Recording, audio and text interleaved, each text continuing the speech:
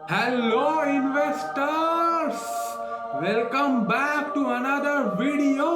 तो मार्केट गिर रहा है बहुत धड़ाम-धूड़ तरीके से और पता नहीं मार्केट कब खड़ा होगा फिर से। पोर्टफोलियो का तो पूछो मत, पोर्टफोलियो कुछ ऐसे नीचे गया है जैसे कंट्री का जीडीपी हो। कुछ महीने पहले जब कुछ लोग कह रहे थे कि भाई अपना घर बार बेच दो, सेविंग्स खत्म कर दो, पूरा जो पैसा है उसको लिक्विडेट करके स्टॉक मार्केट में डाल दो, वही लोग आज पूरा गायब है। तो कौन से ऐसे है 4 तरीके जिससे तुम बन सकते हो एक स्मार्ट इन्वेस्टर, उसी के बारे में बात करने वाले हैं इस वीडियो में। लेकिन वीडियो चालू करने से पहले चैनल को सब्सक्राइब कर लो, क्योंकि ये पहला ऐसा चैनल है जिसपे कोटक का एड्स नहीं आता, क्योंकि ये चैनल मोनेटाइज ही नहीं है। तो सब्सक्राइब कर दो इस चैनल को और घंटी को ऑल पे जरूर सिलेक्ट कर देना। पॉइंट नंबर 1 बहुत ही इंपॉर्टेंट है। कुछ महीनों पहले सब लोग कह रहे थे भाई एफडी में पैसा मत लगाओ, डेट इंस्ट्रूमेंट्स में पैसा मत लगाओ, गोल्ड में मत लगाओ, स्टॉक मार्केट में लगाओ, भाई 30-40% कंपाउंडिंग तो हम ऐसे ही दे देंगे। भाई वॉरेन बुफे सर जिन्होंने 22% से कंपाउंड किया, या फिर बहुत सारे इन्वेस्टर्स हो गए, राकेश झुनझुनवाला जी कभी कहते थे कि अगर आप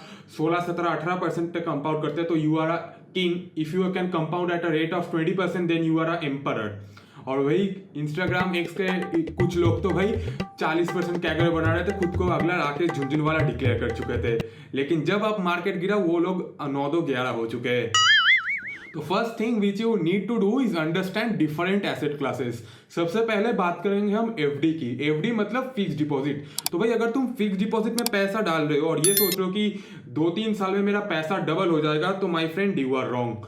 तो एफडी का जो मेन मोटिव होता है वो होता है आपके पैसे को सेफगार्ड करना, इमरजेंसी सिचुएशंस के लिए आपको एक कुशन देना। जैसे for example scenario like this, market crash हो गया और शेयर्स बहुत अच्छे वैल्यूएशन पे मिल रहा है, तो you can use your FD to invest in share. Again this is not an investment advice. या फिर आपका जॉब चल रहा है, जॉब से अचानक टर्मिनेट हो गए हो, तो you can use your FD as a cushion. Next हम बात करेंगे सेविंग्स अकाउंट। सेविंग्स अकाउंट में आप उतने ही पैसे रखो। सेविंग्स अकाउंट में लाखों में पैसा, करोड़ों में पैसा रखने का कोई मतलब नहीं है। सिर्फ उतना पैसा रखो जो आपका डे टू डे लाइफ में लगता है। नेक्स्ट हम बात करेंगे गोल्ड के बारे में। तो गोल्ड क्या होता है, तो you can use it as a hedge. Gold की अगर हम बात करें तो गोल्ड ने अभी करंट टाइम से बहुत अच्छा परफॉर्म किया है। क्यों? क्योंकि स्टॉक मार्केट बहुत वोलेटाइल है, उसका बहुत सारा रीजन है। लेकिन अगर एक रीजन की बात करें तो ट्रम्प का जो पॉलिसीज है वो बहुत अनस्टेबल है, and that is why people are favouring more on gold.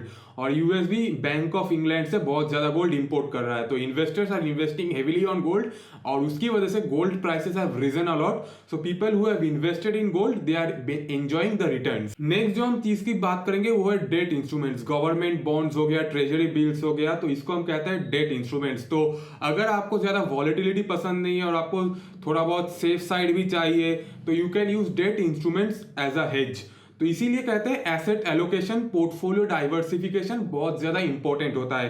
पूरा पोर्टफोलियो अगर आपका सिर्फ स्टॉक्स में कंसेंट्रेटेड है, तो इस करंट वॉलेटाइल टाइम्स में आपका थोड़ा बहुत मेंटल पीस हैम्पर हो सकता है। या फिर आपको अगर कुछ अर्जेंट बेसिस पे पैसा चाहिए, तो अभी मार्केट से पैसा निकलना उतना ज्यादा अच्छा नहीं है। Last but not the least, stocks, mutual funds. तो इन सब में आप जब भी पैसा इन्वेस्ट करो तो एक लंबे टाइम फ्रेम के लिए इन्वेस्ट करो। आप वो पैसा इन्वेस्ट करो जो आपको अगले 1 साल, 2 साल, 3 साल में नहीं चाहिए। Always invest in stocks with a time frame of 5 to 7 years। If you think about crypto currency, तो क्रिप्टो करेंसी में तुम्हें तभी इन्वेस्ट करना चाहिए जब आपके पास लगभग 5 से 10 लाख रुपया एक्स्ट्रा हो, और अगर वो पैसा जीरो हो जाए तो तुमको कोई फर्क ना पड़े। तो you can always go ahead and invest in crypto. तो it is very much important to understand the various asset classes. कौन सा एसेट किस समय में काम करता है और कौन सा एसेट कौन सा पर्पस सॉल्व करता है। अगर तुम नरेंद्र मोदी जी से पूछो भाई इंडिया का विकास क्यों नहीं हो रहा है, अगर तुम वीरेंद्र सहवाग को जाके कह दो भाई तुम 200 बॉल खेलो लेकिन 200 बॉल में सिर्फ 50 बनाओ, तो वैसा हो नहीं सकता। और अगर राहुल द्रविड़ को बोलो कि तुम T20 के नंबर 1 प्लेयर बन जाओ, तो that is not possible. So main चीज जो है, understand the different asset classes and what purpose they fulfil. Point number 2 है ऑलवेज एजुकेट योरसेल्फ। आप कोई भी इन्वेस्टर ले लो या फिर any person who is successful in their fields, वो कभी अपने आप को एडुकेट करते नहीं थकते। They are reading books, they are hearing various podcast. उनका जो सर्कल भी होता है, तो वो हमेशा एक ऐसे सर्कल में रहते हैं जहां पे उनसे ज्यादा इंटेलिजेंट या फिर उनसे ज्यादा सक्सेसफुल लोग बैठे हैं, तो दे आर ऑलवेज लर्निंग। अगर तुम स्टॉक मार्केट में हो तो यू कैन रीड बुक्स, तो मैंने बुक्स के ऊपर एक प्लेलिस्ट बना दिया, तो go ahead and check that out, it will help you a lot. You can read books, fund managers हो गए या फिर इन्वेस्टर्स हो गए, रामदेव अग्रवाल सर हो गए या फिर विजय केडिया सर, तो उनका इंटरव्यू सुनो, उनका माइंडसेट तुम समझो, which will help you a lot to remain positive in the stock market. एक और जो चीज तुम कर सकते हो, इस चैनल को सब्सक्राइब करो, क्योंकि इस चैनल का मेन एम है डेली 1% कंपाउंडिंग करना। तो go ahead and subscribe the channel. और मैंने एक प्लेलिस्ट भी बनाया फंडामेंटल्स ऑफ इन्वेस्टिंग का, तो उसको भी जाके चेकआउट जरूर करना, it will help you a lot. Point number 3, अपने पोर्टफोलियो को रेगुलर मॉनिटर मत करो। बहुत सारे इन्वेस्टर जैसे राधाकिशन दमानी जी हो गए, विजय केडिया सर, रामदेव अग्रवाल सर, या इन लोगों को आप कभी नहीं सुनोगे, ये लोग हर वक्त मिनट बाय मिनट अपना पोर्टफोलियो मॉनिटर करते हैं। Nobody does that. वो लोग इन्वेस्टमेंट जो करते हैं, सपोज एक कंपनी है X, एक कंपनी है ए कंपनी में सपोज रामदेव अग्रवाल जी ने 2% का स्टेक लिया, तो he will not open Zerodha Kite, और या फिर he will not check the share prices of the company on a daily basis. वो लोग क्या करते हैं, क्वार्टरली रिजल्ट्स में मीट करते हैं, डिस्कस करते हैं मैनेजमेंट के साथ, and they continue holding the company if the company is fundamentally good and management is clean. तो रोज रोज अपना पोर्टफोलियो चेक करके अपना ब्लड प्रेशर बढ़ाने का कोई जरूरत नहीं है। वीक में हाँ 1-2 बार चेक करो, and always track the company what the management is doing। क्या क्रूशियल टाइम से मैनेजमेंट कॉन्स्टेंटली शेयर डाइल्यूट कर रहा है और रिटेल पब्लिक को चिपका रहा है, या फिर स्मार्ट मनी जो हो गया FIIs या DIIs, they are continuously selling the stake, क्योंकि कंपनी में फंडामेंटली कुछ गड़बड़ है। तुम चेक करो कंपनी का प्रॉफिट क्या कैश फ्लो में तब्दील हो रहा है। These are the things that you need to check, क्योंकि share prices in the short run are very much volatile in nature. Point number 4, सुनो सबकी करो अपनी। यूट्यूबर आके तुमको ये बोलते भाई इंडियन स्टॉक मार्केट में इन्वेस्ट मत करो, यूएस में सिर्फ इन्वेस्ट करो, दुबई चले जाओ, रियल एस्टेट में चले जाओ। ठीक है भाई, सुनो, hear it from your ear, then process the information in your brain.